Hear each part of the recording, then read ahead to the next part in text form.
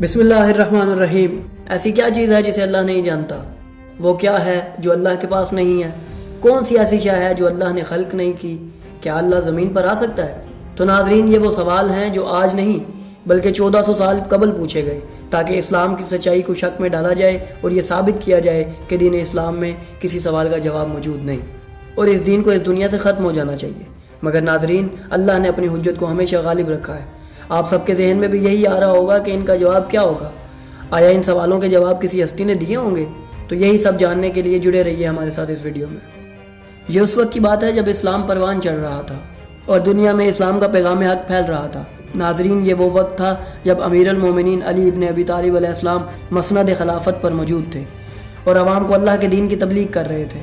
جنگ کا میدان ہو یا منبر کوفہ، مدینہ کی گلیاں ہوں یا سفر کی منازل، وہ ہمیشہ دین الہی پر اٹھنے والے سوالوں کے جواب دینے کے لیے تیار رہتے تھے۔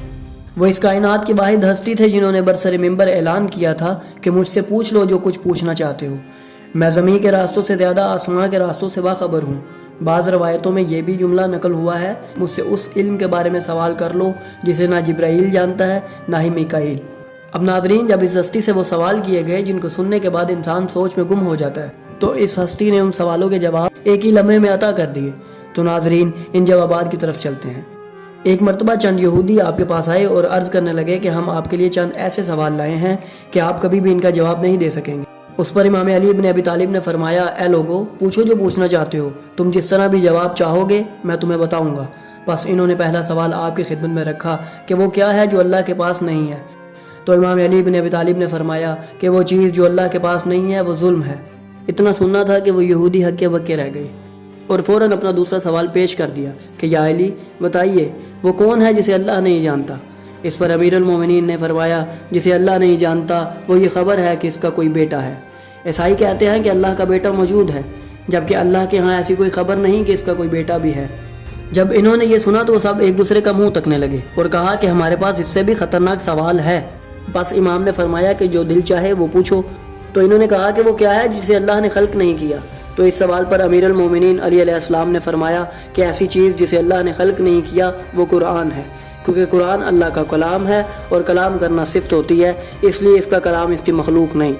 ناظرین، ان یہودیوں نے امام سے ایسے سوال پوچھے کہ جن کا جواب دینے سے پہلے انسان 1000 بار سوچتا اور تحقیق کی طرف بھاگتا ہے۔ اب ہم آپ کے سامنے ایسا سوال رکھتے ہیں جو کسی دوسرے مقام پر امیر المومنین علی ابن ابی طالب سے پوچھا گیا۔ وہ سوال یوں تھا کہ اللہ زمین پر آ سکتا ہے؟ تو اس پر امام نے ارشاد فرمایا کہ نہیں، اللہ کی یہ شان نہیں کہ وہ زمین پر آ جائے۔ پس اس شخص نے اصرار کیا اور پوچھا کہ اگر اللہ زمین پر آ جائے تو کیا ہو؟ پس مولا نے پھر فرمایا کہ بندہ خدا ایسا ہونا محال ہے۔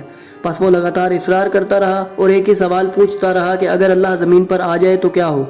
تو اس پر امام نے اسے جواب دیا کہ سن، اگر اللہ زمین پر آ جاتا تو لوگ اسے بھی قتل کر دیتے۔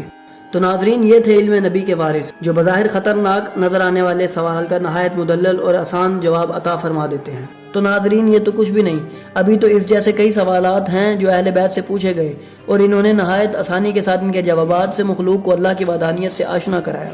ہم اسی طرز کے سوالات آپ کی خدمت میں پیش کرتے رہیں گے۔ تو ناظرین، اگر آپ کو ہماری یہ ویڈیو اچھی لگی تو ہمارے چینل کو سبسکرائب کر دیں اور بیل آئیکن کو بھی دبا دیں تاکہ آپ کو ہماری آنے والی مزید ویڈیوز ملتی رہیں اور آپ علم سے مستفید ہوتے رہیں۔